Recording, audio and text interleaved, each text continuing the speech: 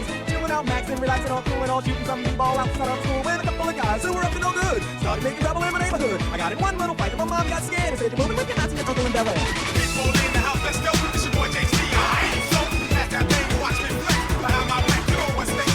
Jam, all in your face. What's up? Just feel the bass. Drop it, knock it down the road. Shake it, quick and space, come on. Don't you tell me to stop. You stick around and make it with your wild. Knowing beyond what you can die. Because people are so versatile. Style, profile. I said, it always makes you act when I hear ooh child. From the heart you never have to run now. I will never go to the very last eye. Who's the battle we I will provide. Get a good hard ride. Pick a pretty girl, she on the job. Now stop when we get spot. Booty move away like she on the fly. With a drink, I got to know. Top jeans, tattoo, cause I'm rock, raw. Half black, half white, diamond now. Gang of money, all the time. Yo, I'm running through these halls like Drano. I got that devilish flow, rock and roll, no halo. We party up. Yeah, that's the crew that I'm repping on the rise to the top. No lead in our Zeppelin. I'm a nice dude with some nice cream. See these ice cubes, see these ice creams. Eligible bachelor, $1 million boat. That's mighty them. West spill them down your throat. The phantom, exterior like for sales. An interior like suicide wristwear. I can exercise you. This could be your phys ed. She's on your man, wanna have you get it his head.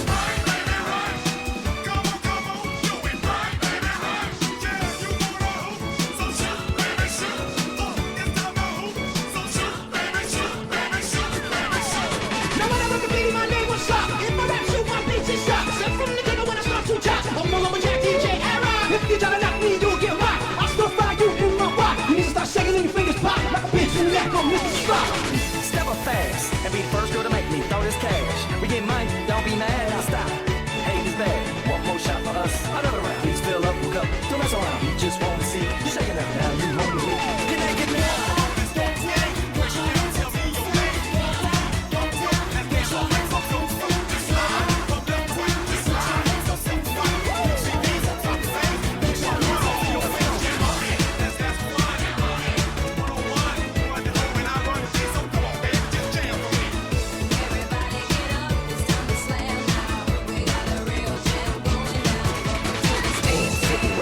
Turn it up cause it's getting heavy. Wild, wild, West Coast. These are the girls I love the most. I mean the ones, I mean like she's the one. Kiss her, touch her, squeeze her buns.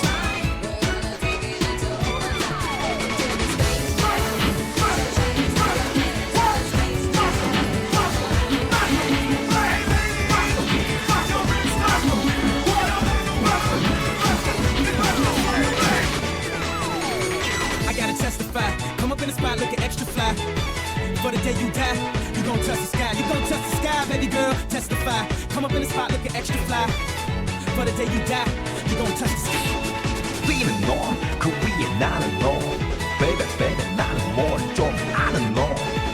Feeling on, Korea not alone. Baby, baby, not more. 좀 아는 You know what I'm saying?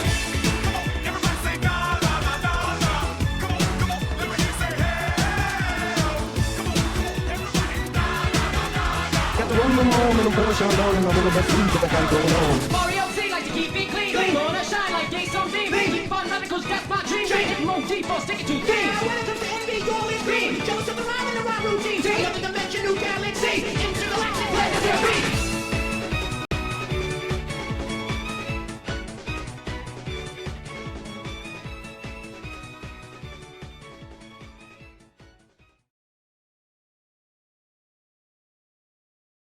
Hey guys, it's me. How's it going?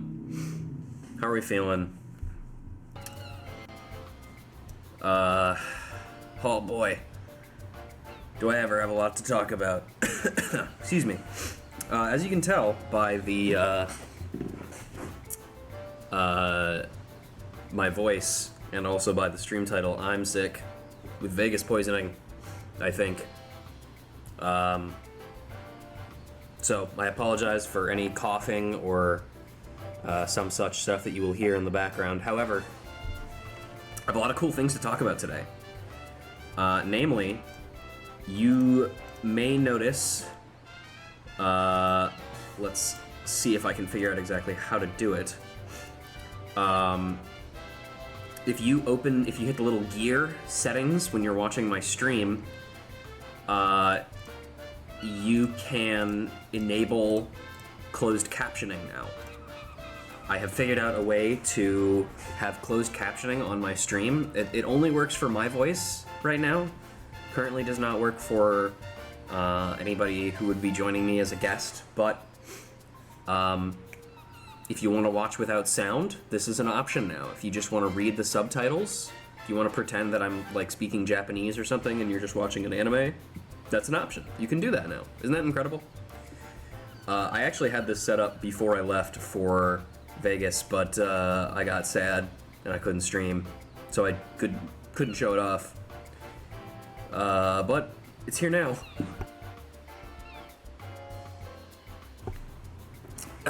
Jeez. So today we got a couple of things we're doing today. Most notably, I forgot that the Moon Fair event in 14 started today, so we're gonna do that first of all. But I'm also gonna talk about my adventures in Vegas, and I'm also gonna talk about today, because today is a very special day.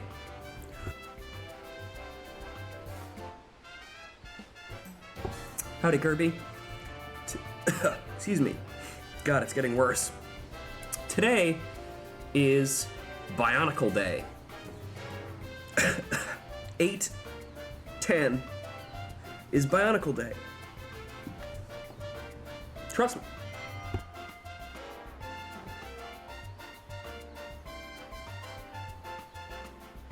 Excuse me. So, that means there's lots of cool, what's the word I'm looking for? Just cool Bionicle stuff happening today. Last year, around this time, they announced, or they revealed rather, the first real trailer for the Bionicle Masks of Power video game, and I was so fucking excited for that game that I took the day off work because I was so excited after watching that trailer. God damn it. Voice. And they released another trailer today. Don't worry, I'll get to your random Bionicle fact in just a moment. Hi, Kent. Video games indeed. They released another trailer today that was for the demo, and I have it up here, but I have not watched it yet because I want to watch it with you guys for the first time. But let me get that random Bionicle fact done first. There's a demo out? No, there is not a demo out. It is a trailer announcing when the demo is going to be out, I think. Sounds like I caught the Evos? That's what it seems like. Yeah, couldn't block the mix-up. Anyway, Bionicle fact is Kapura, the Matoran, he's a Tamatoran, wears a Pakiri, which is the same mask as Onua. If you remember way back in one of my Bionicle streams, or my Matanui Online Games streams, you remember that Kapura was the guy who was like walking really slowly in the charred forest, and like he was just saying some weird shit. But Kapura has the ability to teleport wherever he wants in the entire world by walking really slowly. It's not explained, and Kapura himself is really fucking weird, so we don't really understand how his ability works, but by walking slowly, he can move so fast that he can be anywhere in the world. Isn't that weird? Anyway, let's go over to this.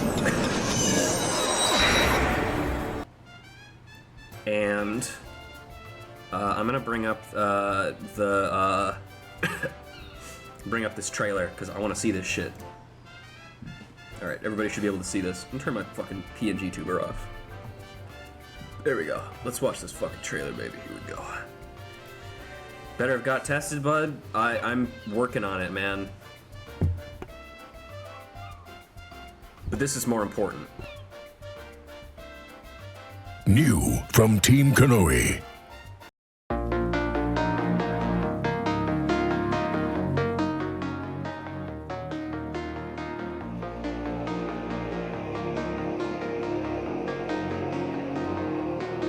Is this real?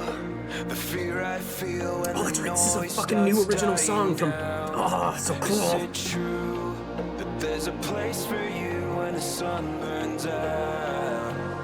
Don't you fear that it's too late to turn Red the Star! tide? Red Star! These machines were never built to make things right.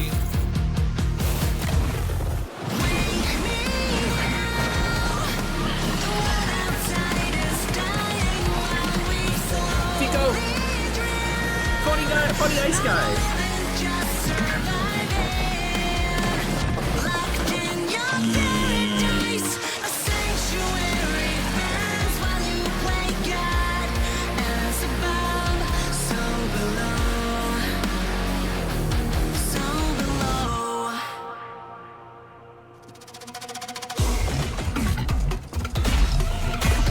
Like this game. This is the video game of all time.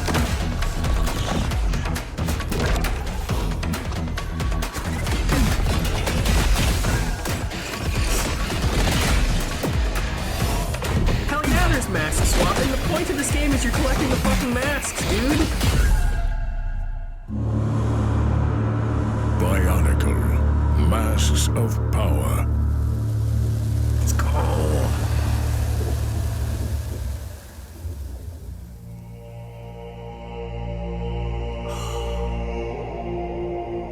Free the fuck you. Free the band demo. Early 2024. Okay, so not an exact date, but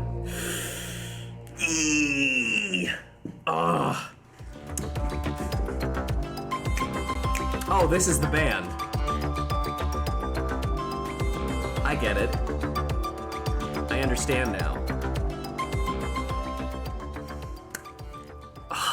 Dude, I'm so fucking excited.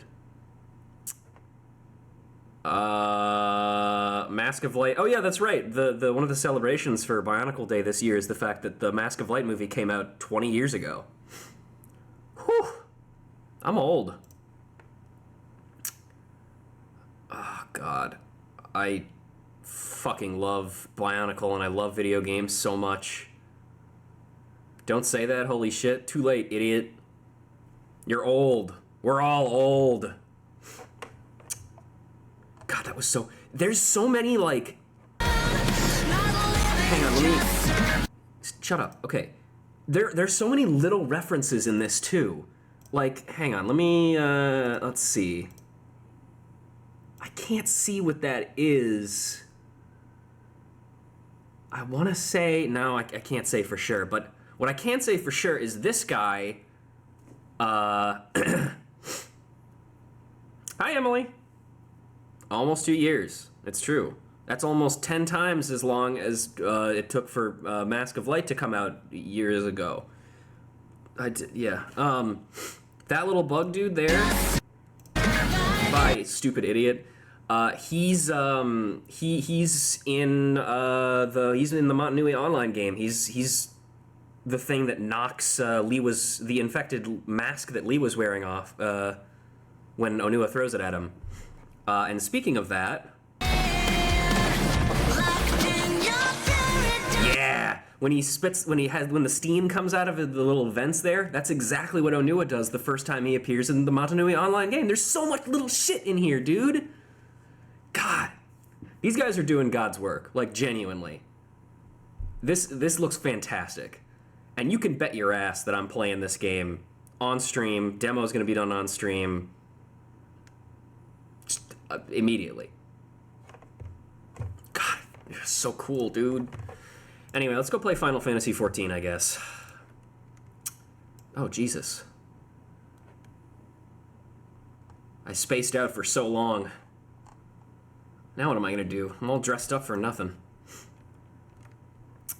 Now, normally I would read about or I would talk to the fair cry and learn about the fair or whatever, but we did this last year. Can you believe that there's another event that's come around again that I've already done? I've been doing this for a year. That's fucked up. Why? Anyway. Allergic to sunshine. Also, I should say another thing. I have picked up this quest on another character, but I have not done it. So this is going to be my unedited reactions to this quest. Hooray! And also, for those of you who are joining me a little later, I have closed captioning enabled on my stream now, automatically. It only works for me, but you should be able to turn on closed captioning, and it should work, hopefully. Maybe. Who knows? Let's see. My Mayaru Moyaru is calling upon all adventurers to join the hottest event of the year. Ah, my prayers are answered, and as the sun beat down upon my brow, it's nighttime, my flagging spirits were kept aloft by the hope of your return. Now that you're here, I can say that the Moonfire Fair's success is assured. Our festival... He got sick because he tried to fix Aki, chat. No! Like I said, I am not going to try and fix Aki. I'm going to try and make her worse. That was what I said when she was revealed, and you can quote me on that. We'll get into Evo stories in a bit. I want to finish this event first, and we can talk about that. Our festival has a long and storied history that hardly bears repeating, but for all intents and purposes, it's become the premier event of our guild. We hope to stoke the fires of adventurous hearts, young, old, and all ages in between.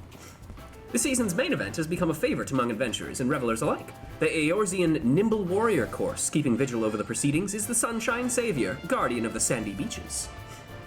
Who is the Sunshine Savior, you ask? If your interest has been piqued, then I encourage you to make coast to Hesta del Sol, where Herr Mega stands at the ready to appraise eager volunteers of the details. Hey, thanks, man.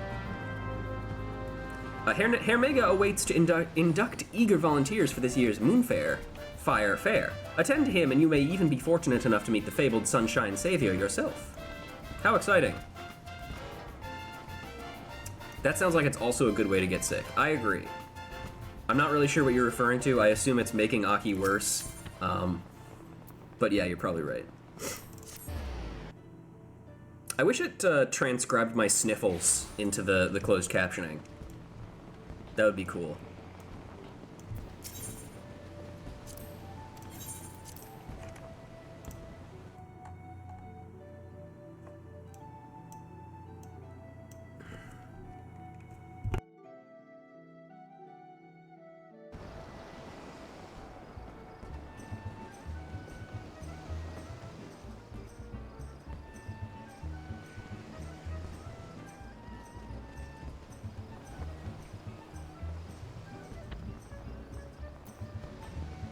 Sorry, just letting somebody know something. Alright, let's get over to this fucking island. There it is. The tower. When I logged on to pick up this quest on another character, there was somebody in shout chat screaming and crying that they were so mad they couldn't get to the top of the tower. It was a little pathetic. Hey Chezek, how you doing?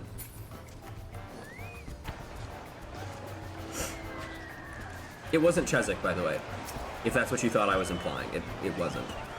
Well, if it isn't Rouja, as sure a guest of the Moonfire Fair as this stifling heat. Was it Rav? No. Did Moyaru's mention of the Sunshine Savior stir that heroic spirit of yours? Also, like the captions said that his name was Mayor of Mario. Sounds about right. I should hope so, because between you and me, we're in a bit of a bind. If you wouldn't mind lending an ear to our troubles, I'd appreciate the opinion of a fellow adventurer. Sure. Much obliged. You see, the fair has been no stranger to difficulties, make no mistake. People swimming where they shouldn't be, monsters treating the beaches like a bloody banquet, and all manner of other perils have put a damper on what's meant to be a time for celebration. To combat this, I came up with the idea of the Sunshine Savior, a brave soul whose duty it would be to nip such problems in the bud before they become everyone's headache. Not only would they keep our patrons safe, but their deeds would raise the esteem of the guild as well. Not only that, but it would be the perfect opportunity to give our fresh blood a chance to shine. So I went looking for a stout arm from within our ranks, and after a process of stringent vetting, settled on an eager youth by the name of Lionel. The lad seemed a perfect fit, but his spirits have taken a sharp dive since he arrived in Costa del Sol. Whatever the cause of his troubles, it's plain he needs a guiding hand or two to see him through. So if you've got the time and the inclination, I'd like you to help him set him on the right path. Once he's found his footing, I won't ask you to dote on him any longer. How about it? Sure, it seems like this is what I do every year. You're a lifesaver, friend. Now, follow me and I'll make introductions. Lionel should be somewhere near the Aetheryte. Let's go find him, eh? You mean, the Aetheryte all the way over there? Bro, I gotta go all the way back? Fuck, dude, come on. Isn't this the guy from last year, Lionel? I don't think so. Because the dude from last year was a cat boy, right? What? Where am I? Am I going up here? Where am I going? Has he not loaded in yet?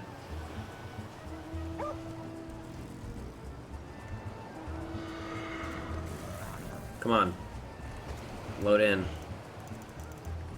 Up? Oh. Well, he hadn't loaded in yet. Let's be honest. He still hadn't loaded in yet. Anyway. Whatever. Apologies, but the lad seems to be missing. I explicitly told him to wait here. Get your bloody hands off my goods. No. He was so not loaded in yet that he was outside your view. Frustrum. Sorry, terribly sorry. I only thought to help. Those crates looked awfully heavy, you see. But you're right to be wroth at me. Yes, for why would you need my aid? With my arms thinner than sprouting reeds. I see the error of my ways. I shall shovel buffalo dung as punishment. Lad, sorry for snapping at you. Appreciate the thoughts, but the contents of these crates are my livelihood. Can't just trust any passerby with their safe carriage, you understand. And truth be told, you came at me like a chocobo taking its first steps. You need to strut with a bit of confidence if you don't want people looking at you crosswise, see? I like that he has the Bozja hair, by the way. It's a nice touch. It's a good look on Rogadin. You've got a good heart, lad. Anyone can see that. Work on your manner, and I reckon your next attempt at charity will go just fine.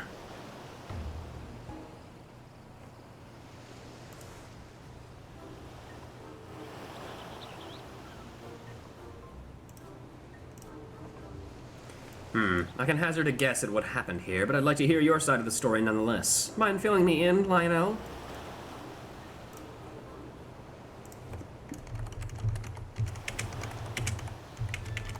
Hang on, I'm looking up an image.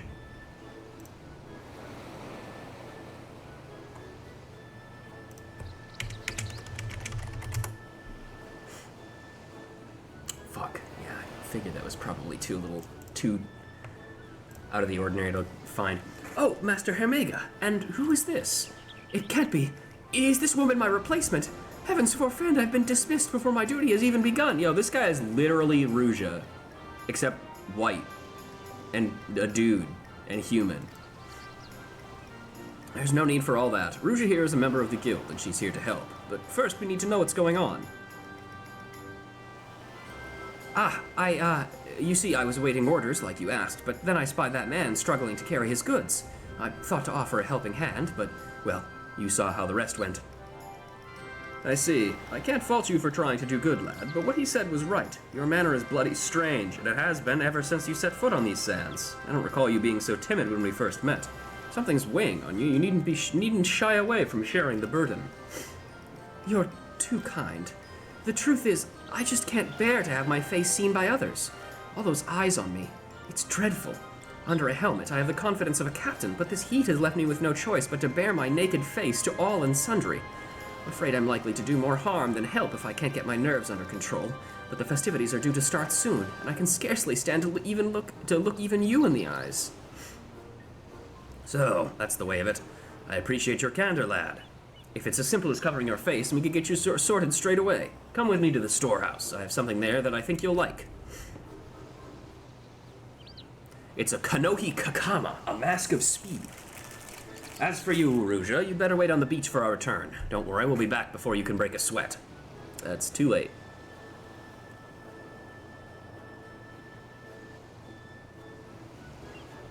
I thought he was about to walk right off the edge, I'll be honest. The angle that he was walking at before he turned was just like, he was just gonna fucking plunge off the edge for sure. He was just, here I go. Ah!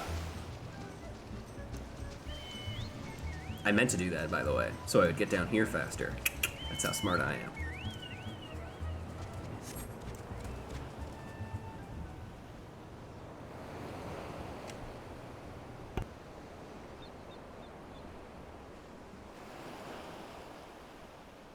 And here we are. Feast your eyes upon the Costa del Sol's sunshine savior.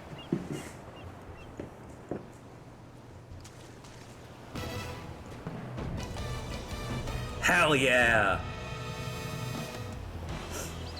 Blinded by its brilliance, aren't you? I had this lovely piece made the moment I conceived of the Sunshine Savior. Special commission from the Weavers Guild. You mean they weaved the metal? But genius isn't always obvious. I discovered my colleagues claimed the coloring was too bold and the design too daring. I believe the word gaudy was tossed about. And so, with a heavy heart, I set it aside. Until today, that is. Your coworkers are fucking stupid. Idiots, every single one of them. I would have said this is the coolest thing ever. By the gods, I feel a full taller. The fabric is so light it's like I'm wearing not but my name day suit. I'm ready to take on the world and then some. Wow. Did I notice the 14? Oh! Yeah, that's really clever. There's an X, an I, and a V. Oh, that's really cute. Masks are usually for hiding one's true nature, but this is the Lionel I remember. If you ask me, he looks the spitting image of a hero. But what do you think, Ruja? Hang on, I want to see what the captions... Alright. Fuck you, game! This is an awesome costume. Why is there not an option to say this is the coolest shit ever? Whatever. It suits him. Yeah, he looks good.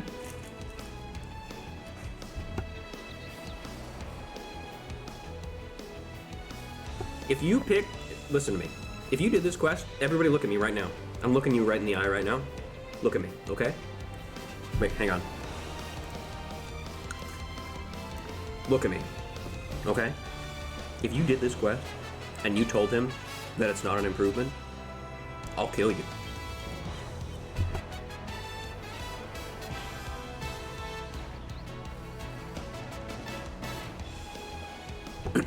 I had the option to reference the Go-Go posing rangers, note it was in a positive sense. Thank God. I wish I got to do that event. Mostly so I didn't have to fucking pay for the ranger pose emotes. I'm overjoyed that you think so. Mark my words, the sands of Costa del Sol shall remain safe under the watchful eyes of the Sunshine Savior. Now then, Lionel, consider this your official appointment as the Sunshine Savior. Go forth, and remember that you carry the reputation of the Adventurers Guild on your shoulder. Don't crumble under the weight, lad. Become a savior worthy of your namesake, and our guests will soon forget the countless monsters and maladies that lurk beneath the tides. I know you won't disappoint. Thank you, Master Hermega!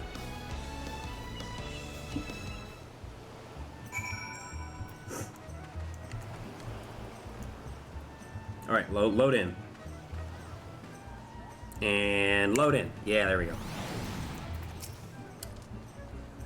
Lionel's a God's honest chance to make a good run of it now, but that depends on him. As a Sunshine Savior, I must bear all the responsibilities that the title implies. I can do this. I can become an adventurer that others speak of in awe. By the way, I'd like to apologize for my embarrassing conduct before. I admit a part of me is scared almost all the time, but I can't let that dictate my life and duty. Whatever happens, I swear to do all in my power to make this Moonfire Fair the safest yet. That all being said, I realize I have much to learn, but I would very much appreciate the aid of a seasoned adventurer such as yourself. Will you help me? Sure, you can't see me nod because there's this crowd of fucking people around me, but yeah, I'll help. Thank you, Ruja. I look forward to growing under your wing. I think the closed captioning is changing my name to Russia. Cool. I'm ready to start whenever you are, Ruja. I am the Sunshine. Hermega is easy to send the Sunshine Savior forth into the sands of Costa del Sol. Okay, hang on. It's very important. Try on. Yep, okay. Looks good. But, here's the question. Huh.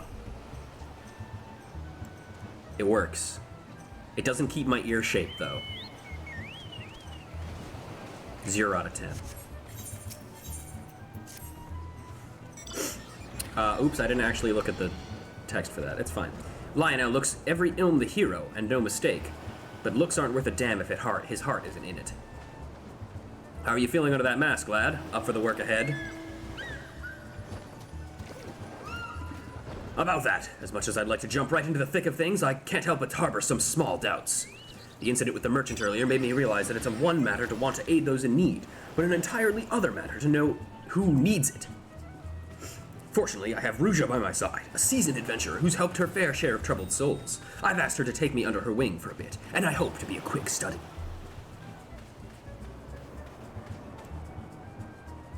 Are you guys emoting? I can't see it. That's a capital idea, lad. Every adventurer has a few stories of being rewarded with scorn instead of coin. Strange as it sounds, a helping hand might be a death besides. Ruja doesn't want to be recognized. She'd have to alter the shape of her ears, temporary as though it may be. That's true. Well then, let's revise your tasks, eh? Give you a chance to sharpen that nose of yours to the scent of unrest. Why don't you stand watch over the revelers gathered in the northeastern shores. If you spot trouble brewing, put a lid on it before it spills over. Ruja will attend to you in a supervisory capacity. Before leaping into action, ask her for advice on how to conduct yourself. She'll guide you well, I've no doubt. Sure. I'm sure it'll be fine.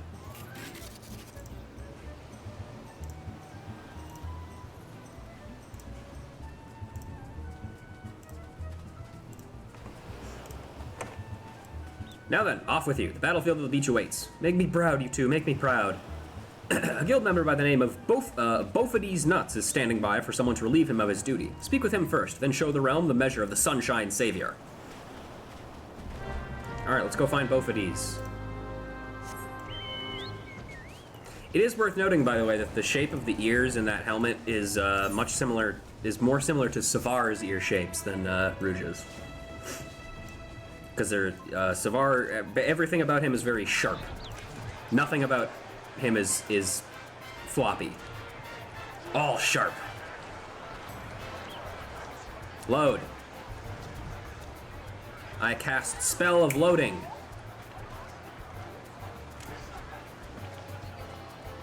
Loading Blast. It worked. Hey, Bofades Nuts.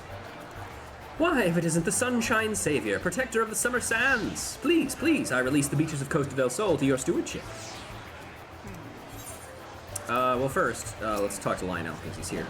This is it, Ruja. It is time to prove myself worthy. If only there weren't so many fucking people here.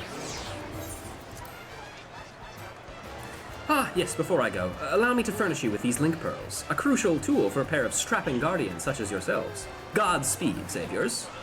I'm going to go drink a penis colada over here with Hermega. I believe that's what they were called.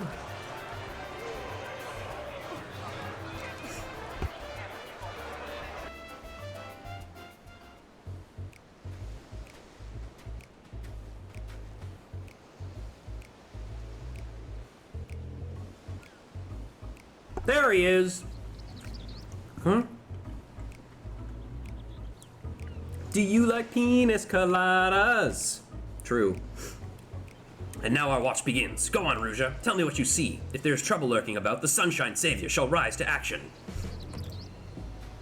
So, that's Ronswen. And that's Carvelian. Ronswen's up to her old tricks again. And then that's the guy from last year. This is that fucking loser. And his daughter, or his little sister, who looks nothing like him. A young Mikote lad in the last looks like a sellsword just stole their lunch. A shifty pirate lass is sizing up a nearby man, quite intensely by the look of it. Now here's the thing. I know why she's sizing him up. I know why. She works in a place called the fucking Missing Member. And if you walk in there, there's like a lady who's like, hey, guy who's with me, get back into my fucking bedroom. That's the only place you're good. So I know what she wants. She might look like she's gonna kill him, but that's just how Ronswen always looks. That's normal. And honestly, I wouldn't take that away from her. That's her thing. But this guy's a fucking loser. He absolutely needs help. Now the question is, do I pick the one that's funnier, which is the second one, or do I pick the first one? She wants to bite his neck. Not because she's a vampire, but because, like, it's a sex thing. That's what she wants. Go deal with those two. That is what I conveyed with my single nod.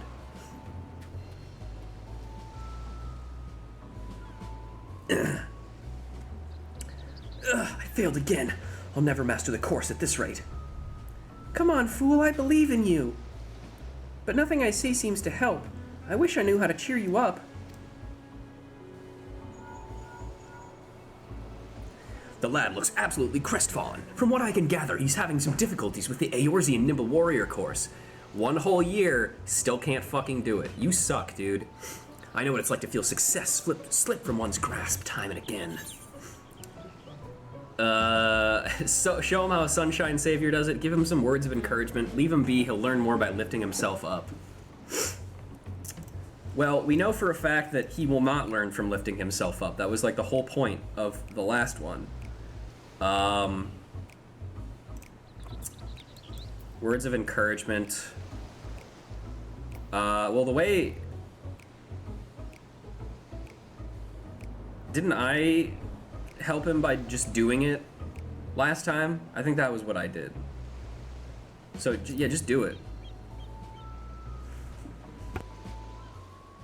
You want me to attempt the course? I'm equal to the challenge, you can be sure, but that would mean leaving my charges unprotected. If you ask me, it looks like the lad needs a few words of encouragement. Oh, okay, fuck you. You're just gonna pick the other option then. Piece of shit. Yes, that should do the trick. Ruja, wait there. I'll be back in a flash. Like the DC superhero, the Flash.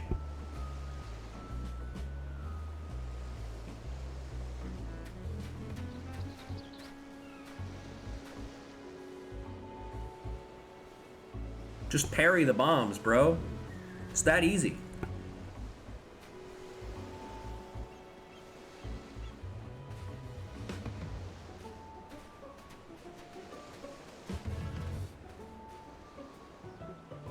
And while we weren't looking, Ronswin stuffed Carvelian into a bag. Oh, never mind.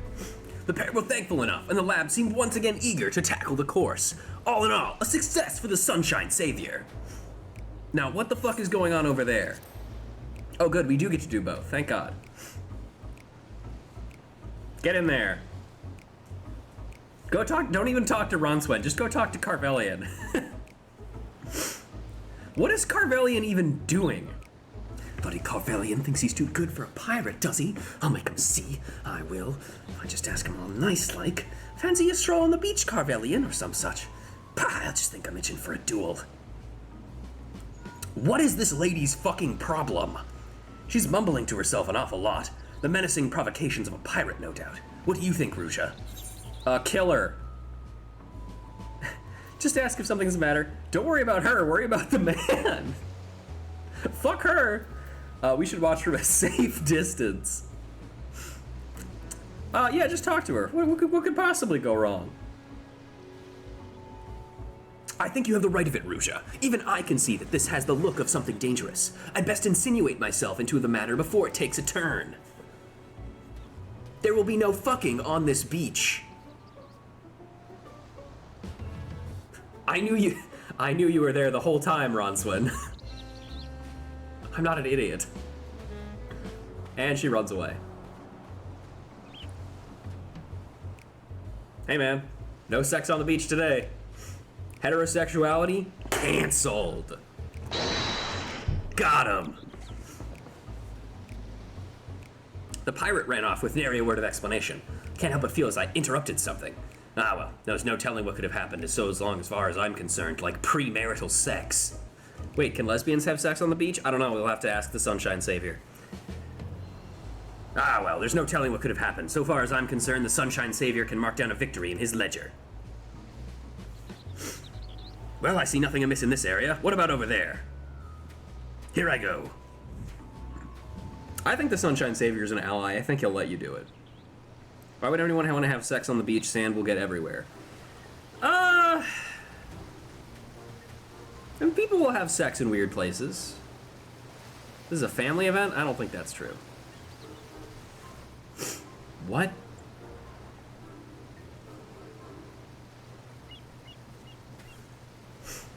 And now our watch begins. Go on, Ruja. Tell me what you see. If there's trouble lurking about, the Sunshine Savior shall rise to the action. A group of revelers are entranced by the Eorzean Nimble Warrior course, and some muscular fellows have slumped onto the ground. Well, one of these is literally an actual problem. The other one is just like, there are spectators looking at the spectator sport. Like, this is literally just not a problem. So obviously we're gonna have to do that one first. Kill those two. Kick them onto the chorus. Just beat them the fuck up. Also, Emily, I wasn't implying anything about you unless you're admitting something. Go on, jump. Jump like your life depends on it. You'll never make it from there. Watch out or you'll eat sand. Or surf. Oh no, is he all right? I think I heard a snap. Oh, never mind, it is an actual problem. You have to act. I'm coming.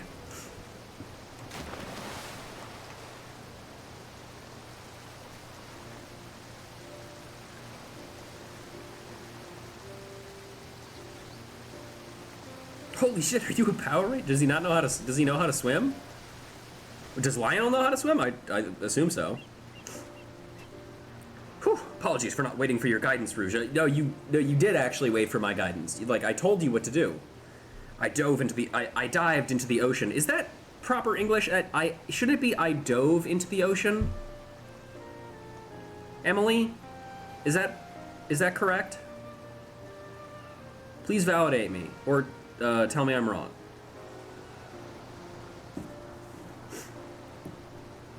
I doved it into the ocean without a thought for what would come next. Before I knew it. I think you should have used dove? Okay, cool. Before I knew it, there was water under my mask, and I'd sure I'd meet my end then and there. But somehow I found my bearings and brought that man ashore. Suppose fortune favors the reckless, eh? Now what the fuck is going on over there?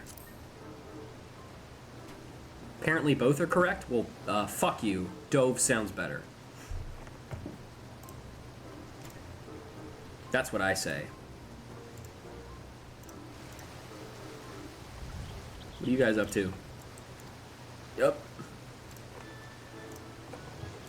My muscles burn for more, but gods, I can barely see straight. Oh no, that's not good. Hang on, I couldn't read that. Should I call upon one of the chaperones? I suppose this heat and exercise mix as well as oil does with water. Should I offer assistance? Look at those muscles. They'll be fine. Tell them to find a spot of shade to rest in. Tell them to drink plenty of fluids. Well, obviously you gotta hydrate. So hydrate.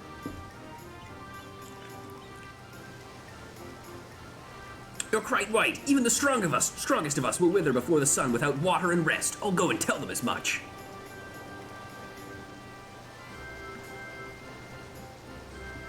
Also, these characters are characters that we'll meet later. Like, Heavensward later.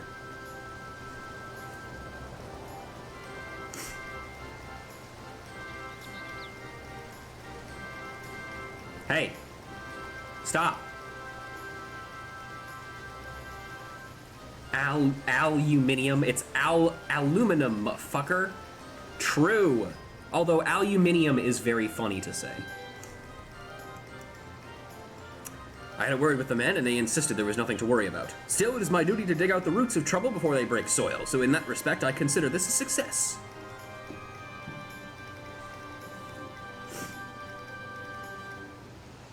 Speaking of which, I see no further signs of distress along the beach. Believe our relief should be along soon, and truth be told, I'm glad for it.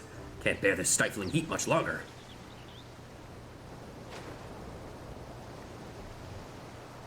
Aluminium is what you do when you want your friend Al to shrink someone. Welcome back from work, Hunter. Still better to be baking under the hot sun than drowning under the ocean's waves. Every breath I took invited more water into my lungs. One of the 7 hells lies on the ocean floor. Doubtless its doors were cast open for my arrival. That's right, I forgot that's an interesting lore detail, actually, that I can't talk about yet. But I'm grateful to be alive and well, and with a few feats of daring do under my belt besides. That's in no small part thanks to you, Ruja. Your sound guidance led me to take action where I might have been paralyzed by doubt. I have Hermega's costume to thank, too. May very well have some special power to turn the timid into the lion-hearted. I'm back from drinking my penis colada. Impressive work, you two. I say you've earned some rest, eh? Allow me to watch over our patrons. I can only hope my stretch is half as eventful as yours was. Much appreciated, Master Bophades. I suspect Master Hermega will want to hear of our successes here. Let's go and make our report.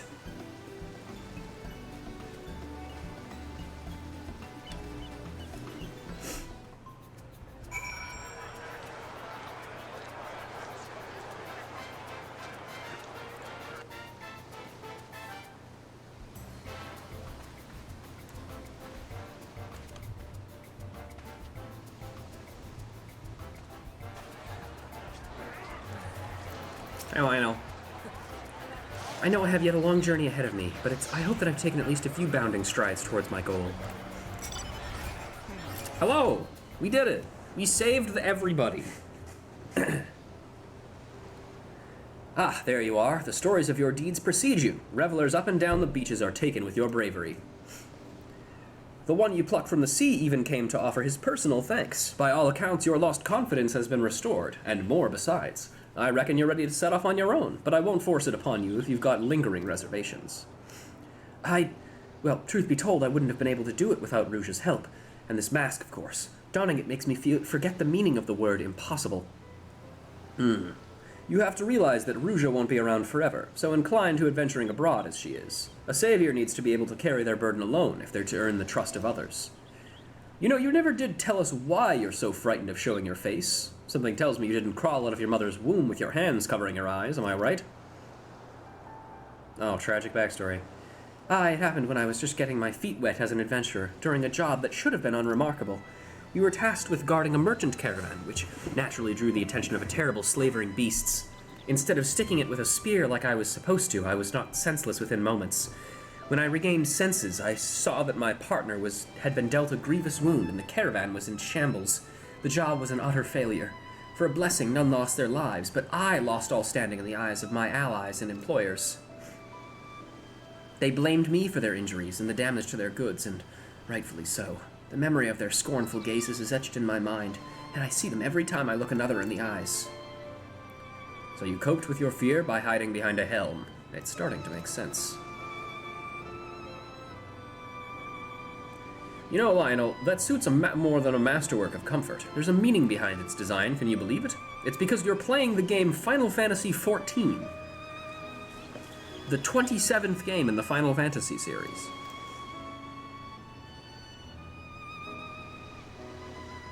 See, it's meant to invoke the image of the phoenix. That legendary bird symbolizes rebirth, rising from the ashes over and over again, each time shining brighter than before. Seeing your triumphs as a sunshine savior has made me certain that the phoenix's fire burns within you, Lionel, and when those flames are stoked, you'll be reborn with more courage than you could have ever imagined.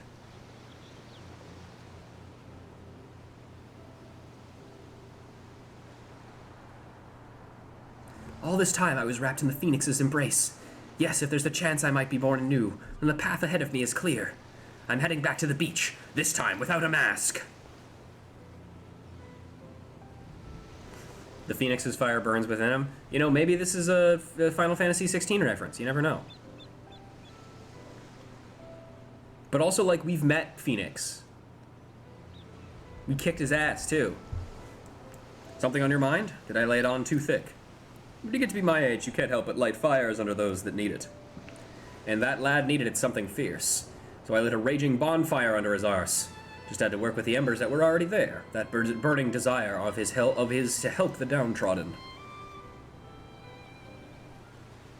Egad, someone help! That's a good sign.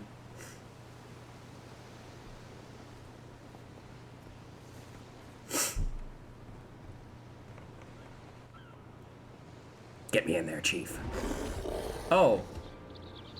Hello.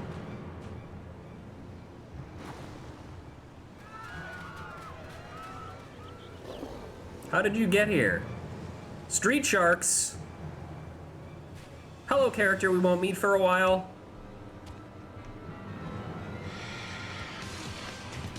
Our worlds are in danger. Holy shit, he got him.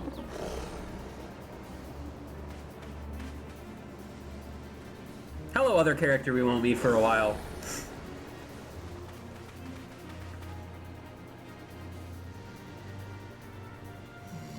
This guy's a monk.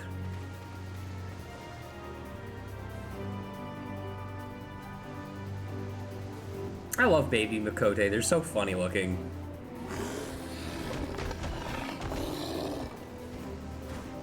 Has he taken any levels in Pugilist? Because you did mention being a Lancer. I think by becoming a Tokusatsu hero, you automatically get 30 levels in Pugilist. You can do it, dude. I believe in you. Ugh! What's wrong with me? Not so fast, Ruja. If someone jumps to his rescue again, then that fire I just lit will be snuffed out. We need to think of a way to help him that doesn't involve doing all the heavy lifting. Yeah, if you think about it, punching is just like using a lance, but your arm instead. The Sunshine Savior never backs down. Rise from the ashes of defeat and be reborn. No monster can stand against Lionel. If you can't do it, no one else can. This is the one that makes the most sense. It's thematic. Kill that guy. Fuck that guy up. Put the helmet back on. She's right. You're our Sunshine Savior, so save us. Give that beast what for. Kill that guy. Decepticons, kill this clown.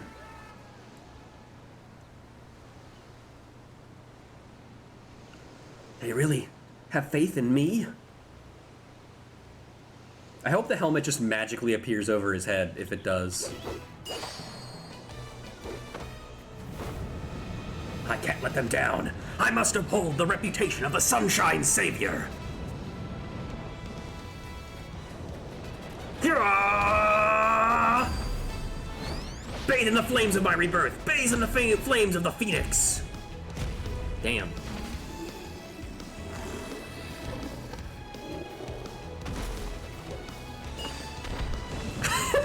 Fuck yeah, dude! Why did that shark just explode? Why did it explode? Cool, man, but why did it explode? Please explain more than not at all. Whatever, it's fine.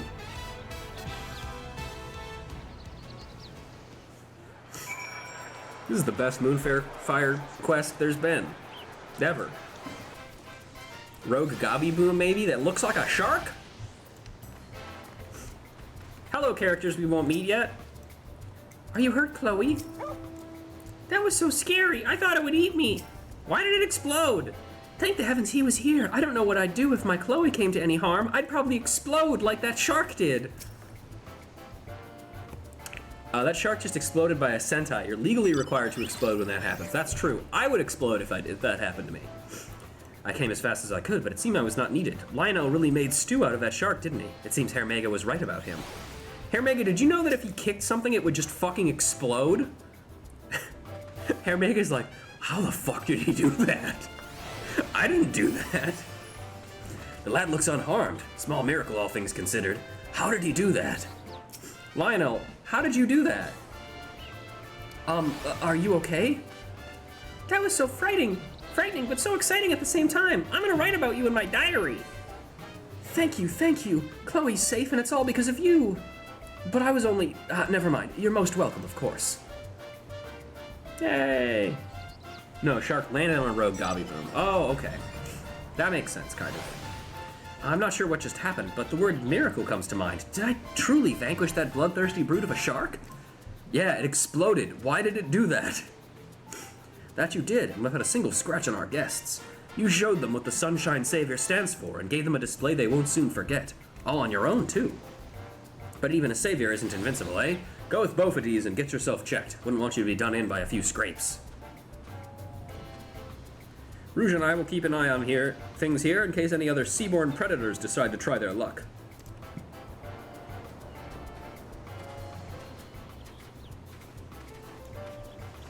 We did it, everybody. We exploded the shark. That guy is fucking dead now.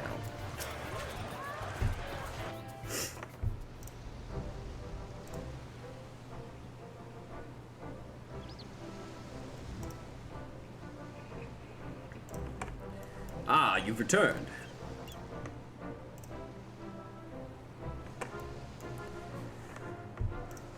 Thanks to you two, the talk of the Adventurers Guild is on the lips of in all of Costa del Sol. As far as I'm concerned, we consider the Sunshine Savior a rousing success and a boon for the guild. Lionel here deserves a standing ovation for the bravery he has displayed. Taking down a fiend like that and keeping the youngling safe is a feat very few can boast of. As my vision dimmed, I heard Ruja call out to me, and it was her words that delivered me from the brink and allowed me to go further still. And this is to go even further beyond. They might call me the Sunshine Savior, but you're the true hero of the day. You've given me the courage to go on alone, and for that there is no way I can repay you. Can I have your suit? Indeed. Our savior had a savior of his own, a fact we're all grateful for. I'm of a mind to make you an honorary Sunshine Savior, suit and all. Wear it well, and don't ask how many more of these I have stashed away. Enough for a whole team. Now, go on, forget your worries and take in your fill of the festivities. For the Moonfire Fair is safe so long as Lionel stands as its guardian.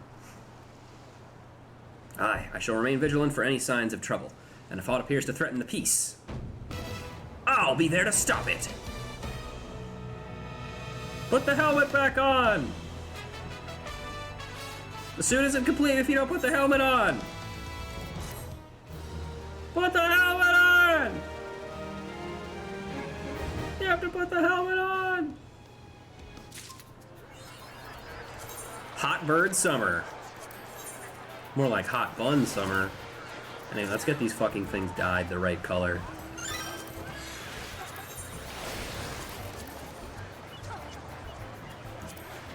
Hey, any of you guys seen Shin Kamen Rider? Good question.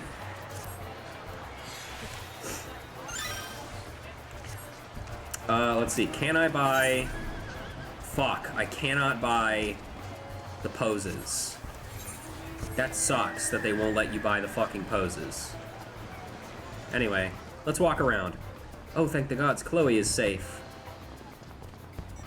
You weren't scared, Chloe?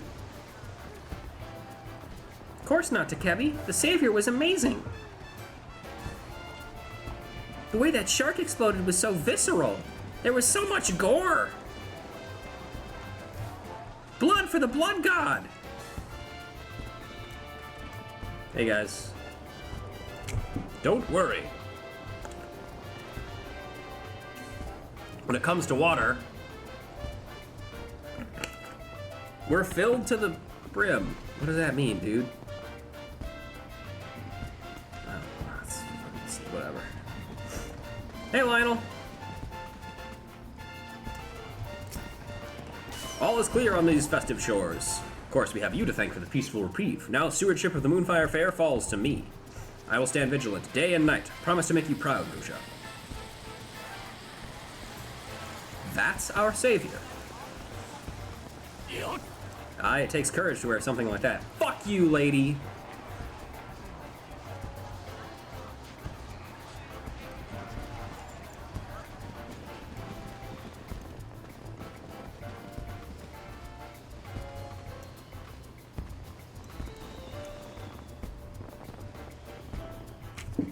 He's just a little guy. The sea's calling to you, ain't she? I love that little guy. Wish I had that little guy. But I don't. He's forever lost to me.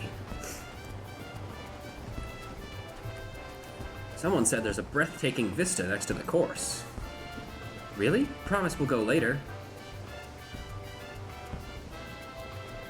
All it means is you need to fish. Absolutely not. Just kidding. I will, eventually. I heard there's fish around here that'll fetch a whole sack of gill. We'll catch our fortunes soon enough. I can feel it. Oh, it's the fishing guild people, of course. Nice hats.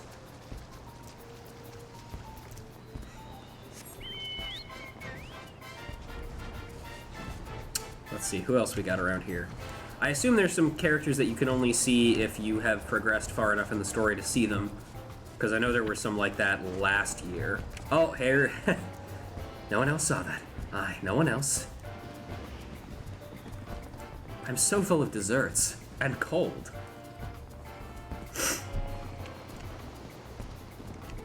You do need to work through your issues.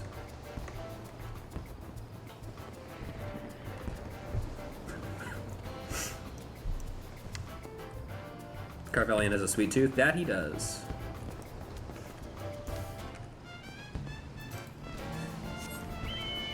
Alright.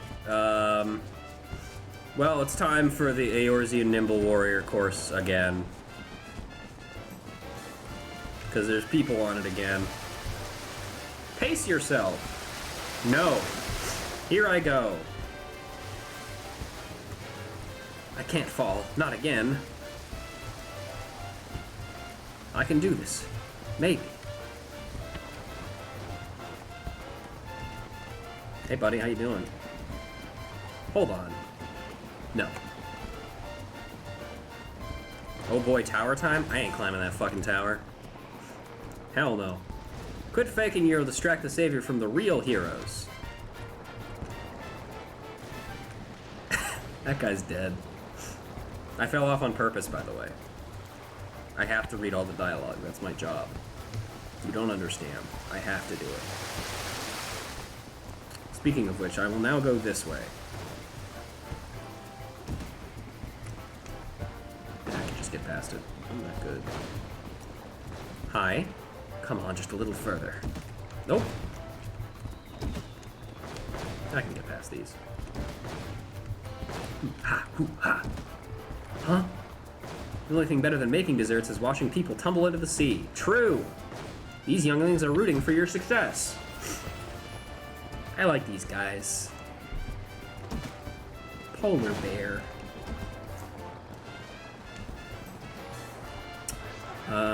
Does look like there are some people up there that I'll have to read shit for. But I'm also going to have to do a little bit of climbing, so let's do that. Here I go. Don't worry, everybody. The full stream of me climbing Kugane Tower will come out in 2 years. Or more. I'll climb you good.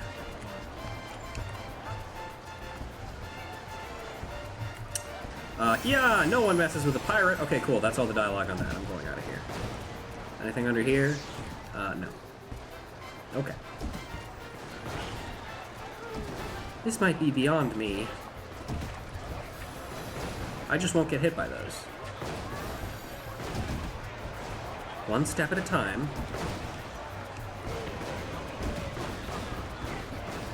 So many bombs! Eek! There do kind of be lots of bombs up here, though. Easy does it. Is that Monago? We don't know who that is yet, but I know who that is. Fellow Vieira. That's quite a few bombs. We may soon need a resupply. Hee hee hee, worry not. I have brought enough for many, many booms. Boom, blast, boom! Nice. Oh god, there's that guy over there. Fuck's sake, buddy. I didn't realize you were there. Shit. Hey, get me up there. My, isn't it just lovely here with all this wonderful shade? Tell me that to the ridiculous Rogadin bloke over there, would you? Bet he wishes he had my ridiculous hat now. Anyway, don't mind me, I'm just looking out for a daring adventurer, one willing to challenge the course with a handicap, that is. Well, I'll be, if it isn't an adventurer who looks perfectly happy to plunge headfirst into danger. Oh, come now, don't give me that. Look, I'm merely suggesting you take on the course blind, nothing more. Watch as he says nothing. He probably will not say anything, but I'm gonna get over there anyway, just to check. Fuck. Be happy you're not watching me do this. You're not actually watching me, like, do the course, because that would be embarrassing for all of us.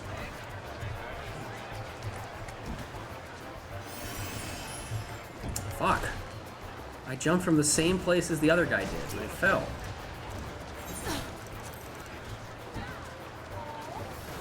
I actually agree with that person in chat before who was screaming and crying about the tower. The tower sucks. Okay, game. Aha! I can't do any better than this. Haha! I did it! I didn't even need to get over there. Fuck you, game! I don't see anybody else up there, so cool, I'm free. That was a fine display, and while fun is the order of the day, you might find fulfillment in a bit of a challenge. We have courses prepared that are fit for the nimblest of the nimble. Hi, ma'am. Come visit the memorial space when you have a spare moment. Whee! Welcome, welcome. You did well to make it here. Such courage, such grace.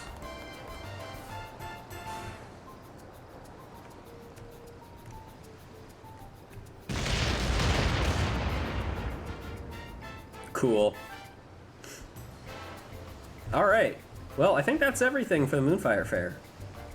Good event this year.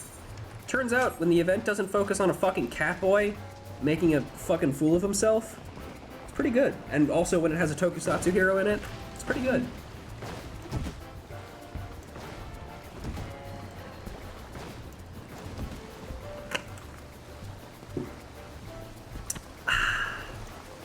Alright. I'm gonna go ahead and we'll cap off this this event here with a little bit of storytelling from me. We're gonna talk about my EVO experience, because I went to EVO this last weekend. That's why I got sick. So yeah, let's talk about it. Here we go. I have prepared a number of talking points, actually, specifically to bring up during this. So first of all, if you don't know already, I fucking hate Vegas. It's an awful place to visit. I do not like going there. Actually, hold on. I don't think I looked at these people yet. Trouble comes knocking, the Sunshine Savior will scare it off. Even if it's a shark that's this big. Hey, don't tempt fate like that. What scent drew that shark here, I wonder? Who knows? Anyway, back to the storytelling. Okay, so Vegas sucks, right? Awful place. I would never go there if I was not invited or if there was not like a cool event. I just don't like gambling. I've never been to a strip club. I don't currently have any real interest in going to a strip club. And I don't have like $1 million to just waste on being in Vegas for an extended period of time, because shit's expensive there. Additionally, when I flew in there, I flew in, my flight leaving here and going to Vegas was at 11 p.m. our time, or CST, and so I got there at like 1 a.m. Vegas time, which was 3 a.m. for me. So I was dead tired, so I got an Uber to the hotel where I was staying with my buddy Hunter, aka my name TK. And I had a really nice Uber driver. If you've never had an Uber in Vegas, which if you've ever been to Vegas, you've probably gotten an Uber. But Ubers in Vegas are way different than like a lot of other Ubers that you might get, in that you can basically be an Uber driver as like a full-time job in Vegas. And like it's obvious that these people did it as like a full-time job. Like they had a crazy nice car. This guy had like a galaxy light projector set up in his car, so it was like a disco inside the car that just looked really nice. He put on like work gloves in order to help me load my luggage into the car. Like he was fucking ready. Just generally nice guy talking to me about Vegas and what was going on there. And he brought up the new most famous attraction in Vegas, which is the Orb.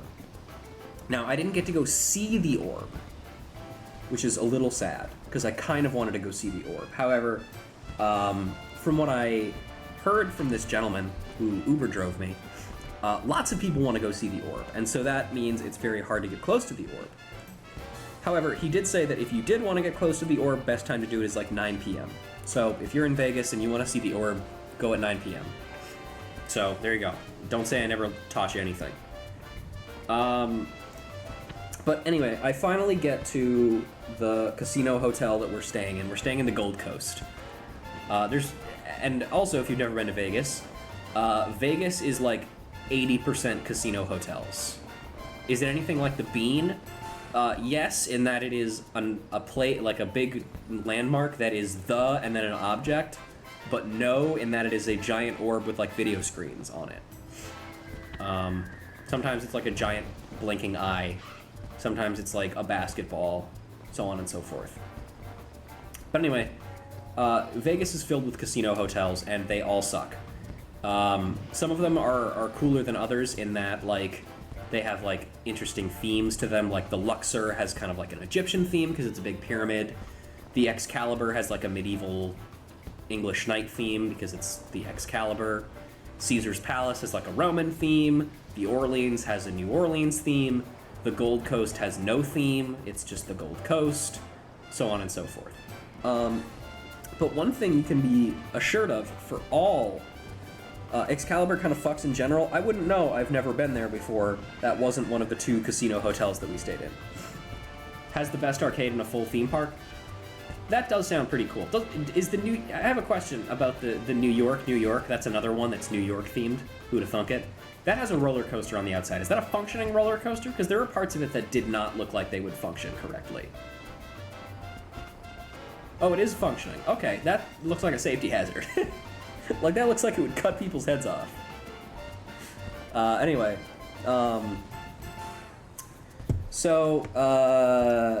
One thing you gotta know about casino hotels is that as soon as you walk into the casino part, you will be smelling and tasting cigarette smoke the whole time. It is unavoidable. It's everywhere. Like, it's like every single person in the casino hotel are all smoking cigarettes at the same time. Like, it's overpowering. It's like baked into the carpet, almost. And of course, it's always filled with the noises of, like, casino things, like ding ding ding ding ding, ba ba ba ba ba ba ba ba ding ding ding ding, and it's miserable. We don't have too many casinos here in Minnesota. Mystic Lake is one of the only big ones. It's even worse in Vegas, yeah.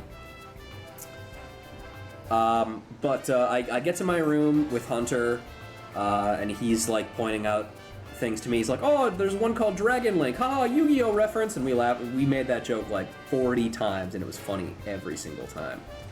Fun fact: casinos are illegal in Minnesota, with the exceptions of those on Native American reservations. Why is that? That's awful.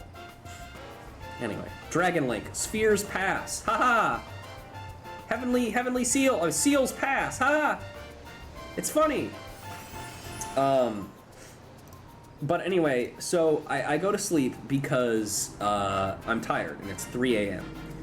I wake up the next morning, and we're just kind of futzing around because EVO proper doesn't start until the next day. And we find out kind of accidentally that, like, a couple of our other friends are at EVO as well. And I'm chatting with them on and off, and they tell me that it is recommended that we go pick up our badges, our registration, and handle that stuff ahead of time because the line is very long. So we're like, okay, well, we have plans today. We have to be back at the Gold Coast at like 3 p.m. because Hunter's dad is really impatient and would and doesn't want to drive to the Strip and yada yada yada. So we have to get to the Mandalay Bay, which is the casino hotel that EVO is taking place in, and then we have to get back to the Gold Coast by 3. So we go out there, and we're walking through the Mandalay Bay Casino and Convention Center, and it's just this long, winding hallways that we're just steadily following the slow trickle of people with EVO badges walking in the opposite direction as us, and figure like, hey, we'll probably get there eventually. So we just keep walking, and sure enough, we find a massive line. We're like, all right, this looks like a pretty long line. Let's hop into line and get ready to go. And we're sitting there waiting in line, and somebody calls out like, hey, if you've got a custom badge, you got to get in this line, and if you don't have a custom badge, you can go towards that line. And they're like pointing down further in the hallway. And Hunter got a custom badge. He paid extra for this. And so he gets in the longest line. And I'm like, okay, I guess I'm gonna go walk ahead. I'm not sure I'm doing this right, so I walk ahead, and I walk for a pretty decent distance, and I find another line, and I get in that. And then another person walks by, another Evo staff member, and they're like, hey, if you have your tickets through Axis, which is this app that you can use to get tickets through, please follow me. And I'm like, oh, I have that. And so they grab me and like 4 other people, and they walk us up all the way to the front. And they just like, all right, show us your tickets. And we show them the tickets, and they're like, cool, here's your badge, you're done, get out. And I was like, that's it? I'm done? I don't have to wait in line or anything? And they're like, nope, you're good. And I'm like, okay, that doesn't seem right. That doesn't seem right at all. So, somehow we got out of that, like, or at least I got out of that way easier than I thought I should. And let me see if I can find, let's see. Where is the, there we go. So, this was Hunter's reaction. He was a little upset.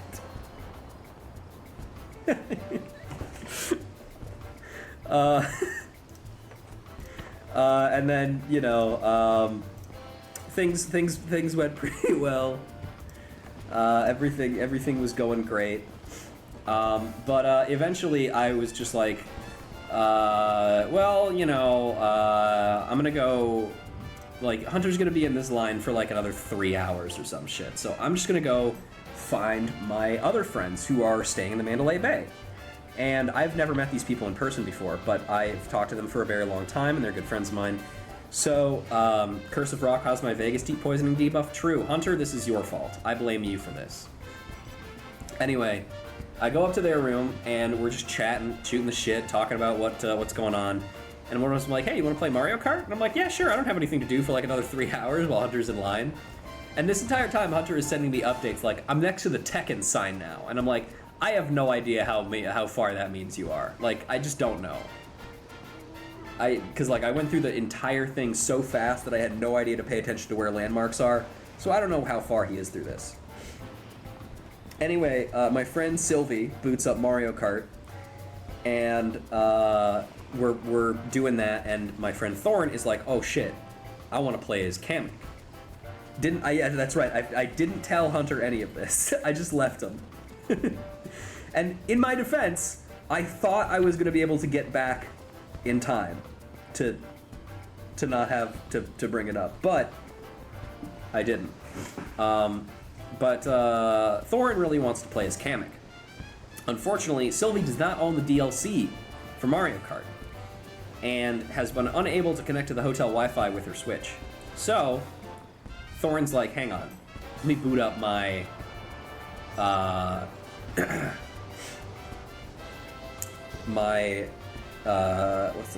hotspot, and the hotspot is called Fish Network. It was, oh god, it's so hard to describe why that's funny, but like, it just is. Anyway, so eventually Hunter texts me, he's like, where the fuck are you? And I'm like, oh sorry, I'm playing Mario Kart, let's get out of here. So we hop in another Uber, and Hunter forgives me, except for the part where he cursed me or whatever. And we start heading back to the Gold Coast. Now, so by the way, this list of things in this, so this is talking point number 6 that I have here. This is just a random one. We were sitting in the Uber, and we saw a plastic bag flying through the air. Like it was just hovering, floating through the air like a jellyfish in the wind, or a jellyfish in the ocean. Majestic, exactly. And I just thought that was so funny that I had to. Do you ever feel? No, I don't. So anyway, then we go swimming at another casino hotel, the Gold Coast, because the not the Gold Coast, the Red Rock, because the Gold Coast's pool sucks. But then we sleep and we rest up and we get ready for Evo the next morning. Talking point number 7, the line. So we get to the Mandalay Bay, at about 9 a.m. And everything is set to open at 10. So we walk towards everything, or where the convention is, and the line is so long. Like, if you've never been to the Mandalay Bay, I can't really give a accurate description of how long it was necessarily, but it was really fucking long, man. Like, good lord. It went through the entire convention center and stretched into the casino. Yeah, that's the best way to describe it. So me and Hunter, we were like, okay, fuck that. We're not waiting in that line. Let's just get some food, because we haven't eaten breakfast yet. And we'll just wait for the line to shorten. So we get in line, or we don't get in line, we get some food. And an hour passes. It's now 10 a.m. The line has not shortened at all. In fact, it doesn't even really appear to be moving any faster. Luckily, and also unluckily, Under Night 2 gets announced, and we're not even inside. Hunter is losing his fucking mind. And I'm just sitting there eating my Johnny Rockets. My $30 Johnny Rockets. And then, we pretty quickly come to the conclusion that, like, hey, this isn't getting any shorter. What do we do? Because some people, not us, luckily, have 10 a.m. pools that they need to be in immediately as soon as Evo opens. And if those people are at the very back of that line, then they're shit out of luck. Eventually, we find out that they just, like, I'm not exactly sure what they did. I think they just, like, slowed or stopped the vetting process. And they were just like, if you have a badge, let them in. You know, just get them in there, because we want to get that line moving. Worth noting, by the way, that this is the largest Evo ever. Street Fighter, basically every single game has had record numbers of entrants, which is insane.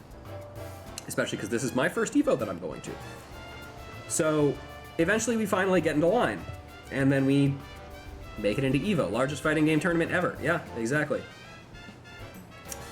So we get in, we finally are on the convention floor, and we start wandering around. And immediately I head towards Artist Alley, because I want to see the art, baby. And that brings us to talking point number 8. I scoured that fucking Artist Alley. I looked through so many horny titty art, and I picked up a lot of really good art, some of which I might post pictures of later, because it's really pretty. But I found the one person selling ghost trick art. I sniffed it out. It took me and 2 other people looking, but I fucking found them. Found the goddamn ghost trick art. And I was so happy about that. I was just like, hell yes. I did it. I found the ghost trick art. I'm gonna go spend like $200 on more prints. And so I did. And then I was like, cool, I'm gonna spend no money on anything for the rest of the fucking time that I'm here. And I won't lie, I was kind of I was thinking about getting some of the horny titty art, but I was thinking to myself, like, I don't really feel like buying borderline porn. I would just buy porn if I was gonna do that, you know? There's something like, I'm not really sure how to describe it, but I'm just like, well, I could just buy porn, you know? I don't need to buy this. Hey man, that Samus art was pretty racy. Look, everybody likes drawing Samus in the Zero suit. I don't care about the Zero suit. I want the cool fucking power armor. But I will still take the Zero suit, because that's my wife. Anyway, so I picked up some Samus art that was pretty racy. I didn't get any of the pictures of, like, Cammy in her gym outfit with her ass towards the camera or whatever. It looked great. It looked great, but I like Cammy's new outfit more than I like her classic one. I'll be honest. It's the tummy. The tummy is the thing that gets me. So that was that. But then I also got the chance to look around some of the indie games. And this is actually something that I'm very interested in talking about. So I found there was like an entire section of indie fighting games. All of it looked really cool. There was stuff like Checkmate Showdown, if you've ever heard about that. It's basically chess mixed with fighting games. Very, very cool concept. But I also found something called Drag Them. Drag Them is a drag-based fighting game. Something that was of interest to Emily in particular, I think.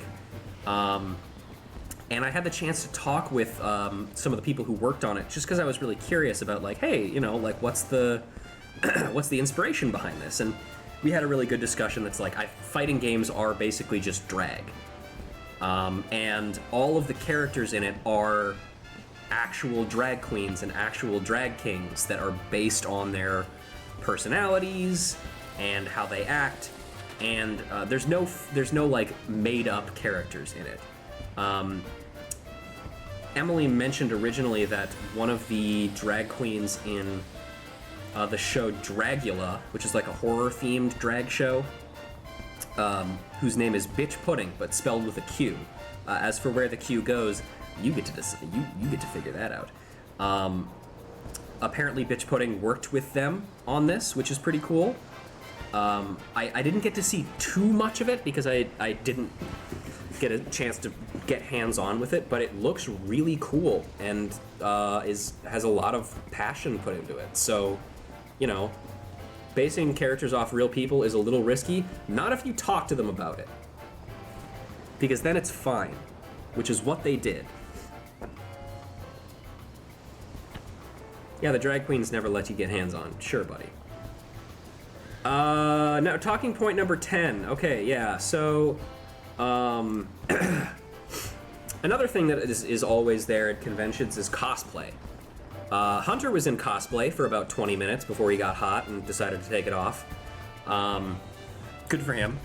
My friend Sylvie was in cosplay of the character Abba, the most autistic character from Guilty Gear. And they both looked fantastic. There were also lots of pretty girls dressed in cosplay. And one thing that I always have a problem with in situations like this is I feel like an asshole for looking at them. Like, oh man, that girl's in a really pretty outfit. I shouldn't stare though. And I ended up talking to a friend about this and like, am I a horrible person for like looking a little bit too long? And eventually she was able to kind of talk me off the edge, like, it's fine. Like, they're there to be looked at. And as soon as I heard that, I was like, God, it's a good thing you are a girl saying that, because if a guy said that, that would not reassure me. Like, if a guy tells me, yeah, dude, cosplay girls are there to be looked at, that would not fucking help at all. But, like, if a girl says it, it feels a little better, you know? I'm still gonna feel a little bad about it, and I'm gonna be a little shy. But let's just say, like, they all looked fantastic, and man, why'd they have to make girls so pretty, man? Why'd they do that? Makes my heart hurt. What do we got next? Oh yeah, another weird thing about casino hotels is, this is talking point number 11. They all skip the 13th floor if they go up high enough. It goes floor 11, 12, 14. And this is because of superstition. And the fact that it's so widespread and prevalent is stupid and hilarious to me. Because 13 is bad. Yeah, exactly. But, like, it's not actually bad. It's just a number. And if you're losing in gambling, it's not because you're on floor 13. It's because gambling is inherently designed to make you lose. Talking about a place that attracts people through pure luck. Exactly. If that's the case, every floor should just be number 7. Right? That would make sense. Just make every floor 7. Fuck you. It's like a hospital avoiding the fourth floor, because floor is the number of death. Yeah. Superstition takes weird forms everywhere, but, like, that's the weirdest one for me, because, like, I don't know. Casinos are just awful. Anyway, talking point number 12, Dragon Ball Z Finals. But that means the 14th floor is just the 13th. Yes, and that's the funny part. There's still a 13th floor, it's just not called the 13th floor. It's just called the 14th floor. It completely defeats the purpose. It's just labeling to make people feel better. Yeah. Anyway, the Dragon Ball Z finals were fucking awesome. Those were probably the finals that I got the hypest for all day. This was day 2 of EVO. The finals that we watched that day were, there was, let's see. Shit, what was first?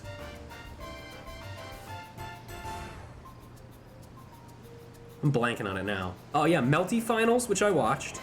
KOF Finals, which I also was there for. Grand Blue Finals, and DBFZ Finals. The funniest thing about almost all of those finals is that Melty Blood, KOF for the most part, and DBZF, as well as Mortal Kombat from the previous day, were all mirror match finals. It was all people playing the same character, which was very funny. KOF was just like 2 people on the same team were the same, because it's a 3v3 game. But DBFZ finals were hype as fuck. That game is so cool to watch. Even when like it's mirror match finals that are just like characters that are just like, oh look, it's a team of the Fusions again, the best characters in the game as usual. Those characters are just cool to watch, so it's cool.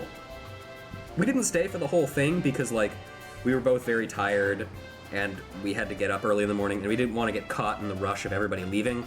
And it's a good thing we didn't stay either because the finals went until like 1 a.m.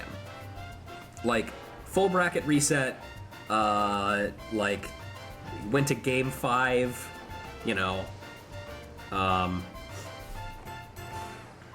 But yeah, that was cool. Let's see, what's up? Oh yeah, talking point number 14. The line 2. So, it's finally EVO Finals Day. We're going to the stadium. Oh, I will say, there were a lot of finals that I didn't get to watch. Like, KOF, or not KOF, Virtua Fighter 5, Skullgirls, and, KI. Those were the ones that I really wanted to watch, but I couldn't. But, yeah, anyway, talking point 14.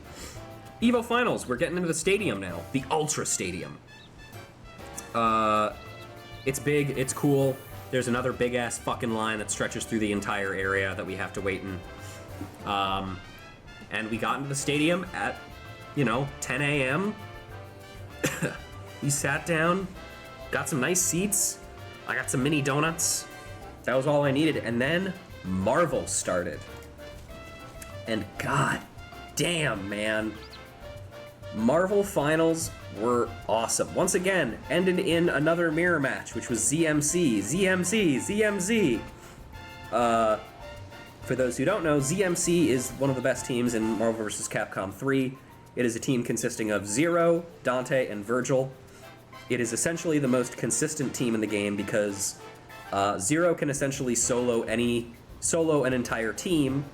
Dante has like the best assist in the game, and if all else fails, then you press the Virgil button and you kill them all. And even despite that, Marvel was hype as fuck. But my favorite part about finals all day was, so this EVO was sponsored by Chipotle, and they would not let you forget that because they gave out Chipotle cards to people who passed their polls, or pools rather. And every like 5 minutes they would play this Chipotle ad on the big screen at EVO Finals. And it started to get to the point where everybody just started cheering every time the Chipotle ad came on. It was so funny. Everybody was just like, shut up, Chipotle, we're just gonna start cheering. Like, yeah, Chipotle, woo! And just the fact that everybody got into that so much was just so very funny to me. And then, at the end of Marvel Finals, they were like, we have an announcement for you guys. Now, I'll be honest. I don't truly have any hope that Marvel 4 will ever happen. I really don't. But god damn it, I was so fucking excited for something. And then they said, please welcome Fukuhara-san, the lead designer for Grand Blue Fantasy Versus Rising. And I was like, what the fuck are you doing here, Fukuhara-san? And he walks up on stage and he's like, hey guys, we got a new Grand Blue Fantasy Versus Rising trailer for you. And that was the announcement. Had nothing to do with Marvel. Grand Blue Fantasy Versus Rising's final was yesterday. But they paid for a spot on the main stage and tricked everybody into thinking that it was a Marvel announcement. And for that, I'm pissed. And it sucks too, because like the announcement that they gave was actually really cool. It was basically just announcing that like there's gonna be a free god damn it, coughing. Basically just them announcing that there's gonna be a free version of the game that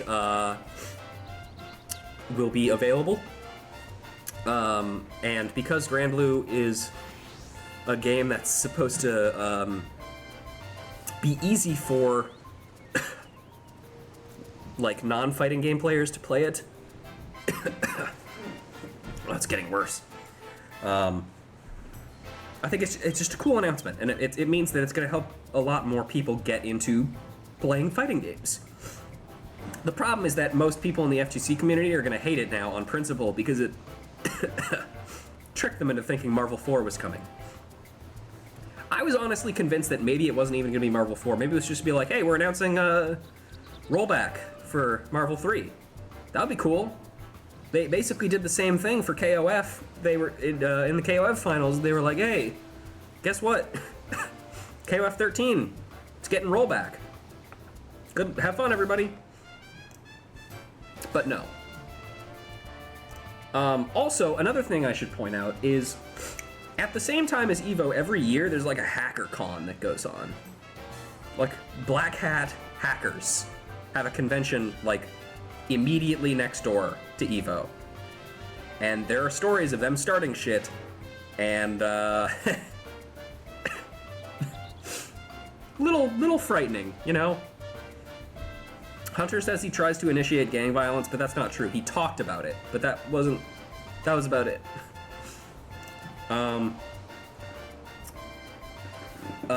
Also, driving in Vegas, so glad I didn't have to do that. It looked like it sucks. Just doesn't look good. At least half the Uber drivers we took drove like uncomfortably fast. And like uncomfortably aggressively too. Like there were at least 3 times I feel like where I got out of the car and I just shared a look with Hunter that was like, you could have died during that trip. And that like, it just would have been like just totally just could have happened immediately, you know? And that sucks. I hate driving and I hate Vegas.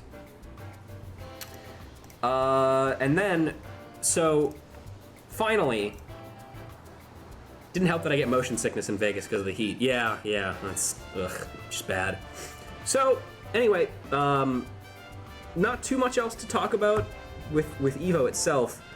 Finals were fucking awesome. I had so much fun. I didn't particularly care for Tekken, but like Marvel was awesome. Strive was awesome except for the part where Leffen won. Street Fighter was awesome. We didn't stay for that again because of the same thing. We were tired and also we wanted to beat the rush. But anyway, then it was time to leave.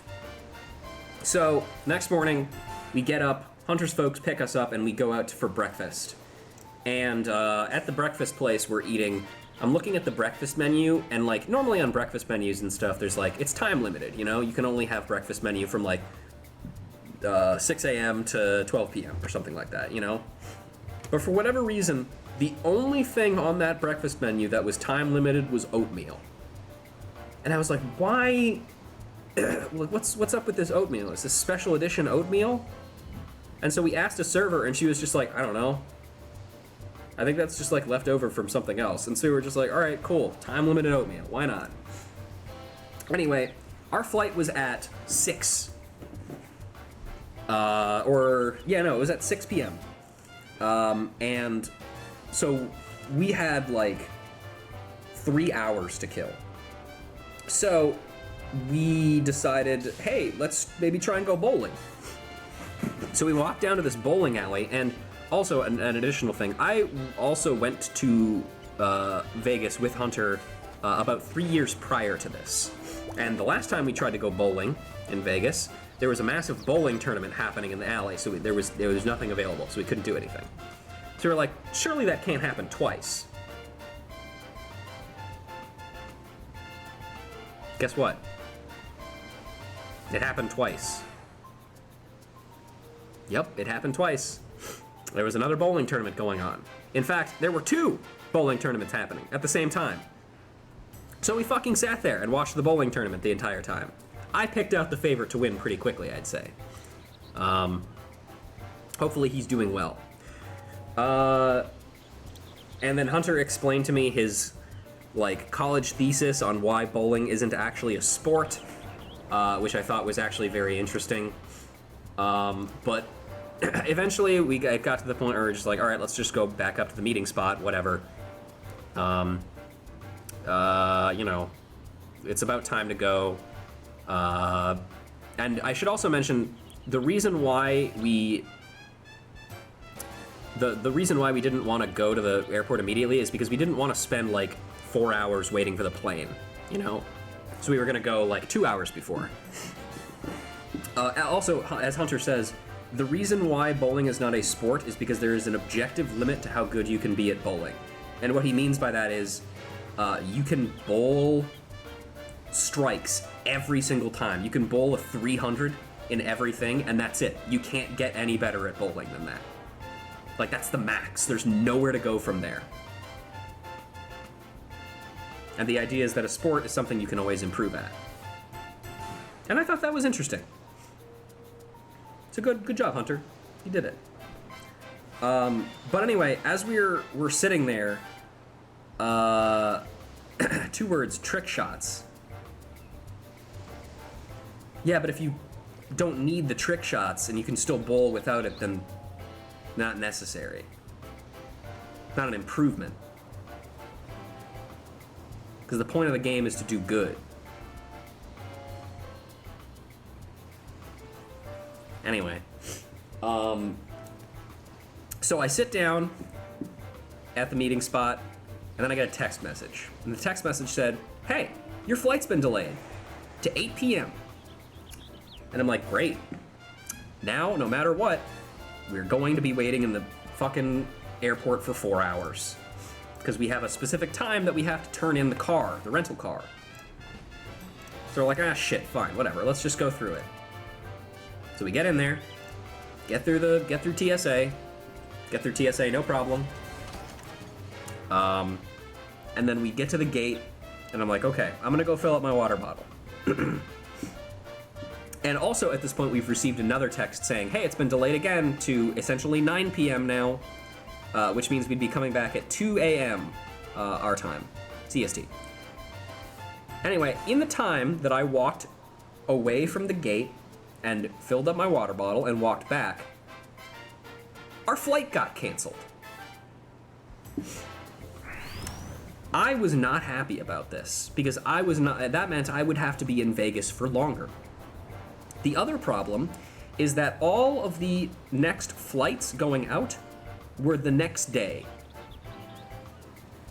And to make matters worse, and it wasn't just our flight that got canceled, it was basically every Delta flight that got canceled. So, lots of people were trying to get new flights going.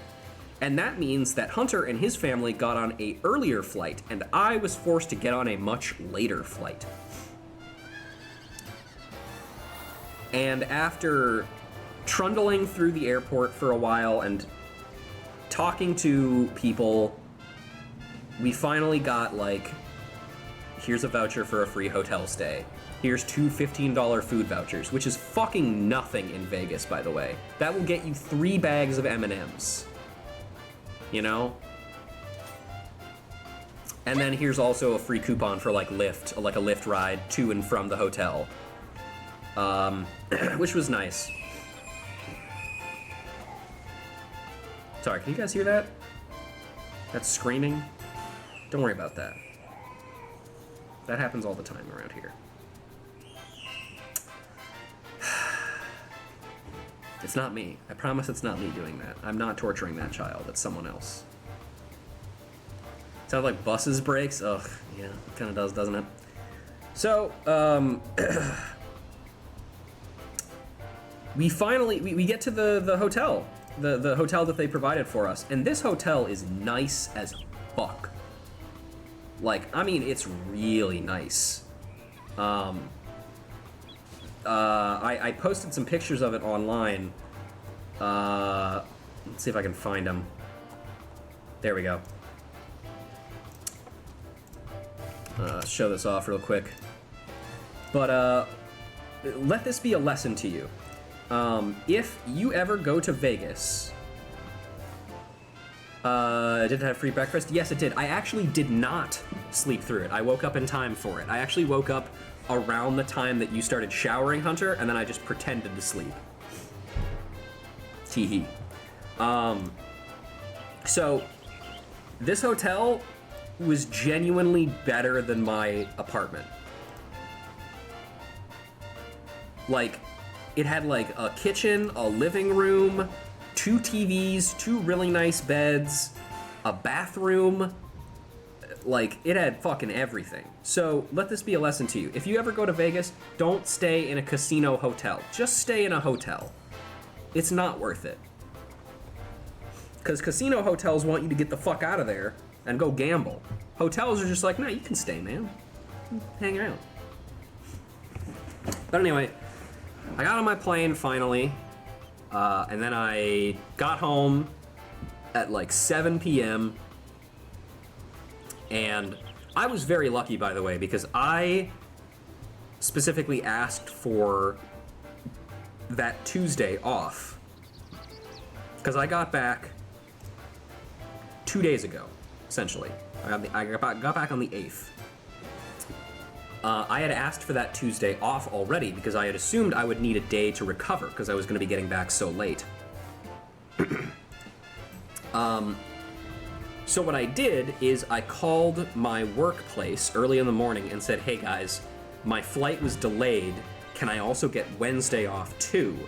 Because my flight, I pretended essentially that my flight was actually like originally today on Tuesday and then it got delayed back to Wednesday. But really that was just a way for me to get out of, you know, having to go to work. Hey Sylvie, how you doing? Everybody, this is Sylvie, if you don't already know. She was one of the cosplayers I talked about. Who helped me play Mario Kart when Hunter was stuck in line. Thanks, Sylvie. There are also pictures of Sylvie up on my Twitter in their cosplay, which looked fantastic, with their big-ass key that they were walking around. You're missing teeth? Why are you missing teeth? And yes, you've seen him around. Sylvie was, she was on our Palace of the Dead streams. Oh, wisdom teeth removal. Congratulations. I need to get that done at some point, too. Your wisdom has been reduced by 2. Evo wisdom teeth removal is fucked up. It's true. At least you didn't do it while you were at Evo. That probably would not have gone very well. But yeah, I got back just fine from Evo, and then I woke up the very next morning and I was like, wow. I feel like fucking absolute shit. I feel so sick. And also, I only have 2 days worth left of meds. And that was when I realized I had Vegas poisoning. And that's the end of my story. Do you have that video of me after my wisdom tooth removal? I have no idea why I would still have that, Hunter. Like, genuinely. I don't even know if you ever sent it to me. I mean, I'm sure you did, but I definitely didn't save it. But either way, You're so powerful now, weakened and debuffed by a Malboro. I'm sorry to hear that. Just don't stand in the bad breath next time. That would be my recommendation, personally. But yeah, that was my Evo experience. Would definitely do it again. I would brave Vegas as many times as it takes to do that again. I got to meet a lot of really cool people. I got to meet Lythero, ZYZX_, I Heart Justice. Jesse Cox was there. I was not expecting that. Reggie of Wooly Versus. Didn't get a chance to talk to Wooly of Wooly Versus because he was busy playing Drag Them. But yeah, all in all, it was great. I had a fantastic time. Hunter advanced to day 2 in pools. I was very proud of him. I recorded all of his day 1 matches that I still have yet to give to him for review. And in one of the matches, he got pot-bustered twice and died. That was the whole round. It was fucking hilarious. And he got 25th in Blaze Blue Cross Tag, which is sick. I mean, considering, and he'll downplay it by saying there weren't many people in it, but like, that's still pretty fucking good, man. You cuddled Razzo? Wow. Congratulations.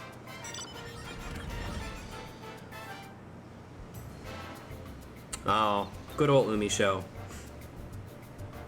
Most powerful trans woman to make it to top 6 of Strive. All right. Let's see. How am I feeling? Bad. Bad is the answer to that question. All right, so I had some other things planned. Walked over to BB Tag's pools, and Razzo was playing her pools match while sitting in Umi Show's lap on stream. Shit was funny as fuck. Incredible. Let's go, trans women! Anyway, I feel like shit, so I'm not gonna keep streaming. I was originally gonna do some stuff with like Bionicle because it's Bionicle Day, but I feel bad, and I need to figure out if I'm gonna be going into work tomorrow. But this was really fun. I'm glad I got to do this event. I'm glad I got to watch that trailer with you guys. Hopefully, at least some of you are as excited as I am for that video game to come out. I will not learn from my mistakes. Yeah, let's switch on over to this. Let me see. Anybody life right now? Random Bionicle fact before we go? Sure thing, Chief. Let's get that in there before we go.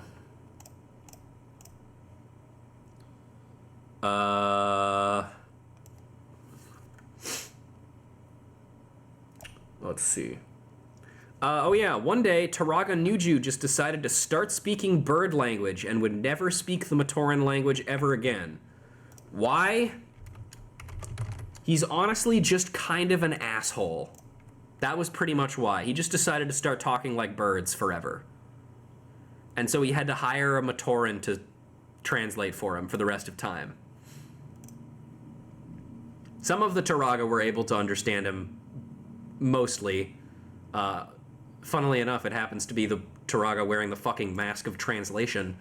But everybody else was just like, yep. No luck. Bird language. All right. I don't think there's anybody I'm particularly interested in raiding right now, so I'm going to go lay face down on my floor for a little bit. I will talk to you guys later. Streams will be...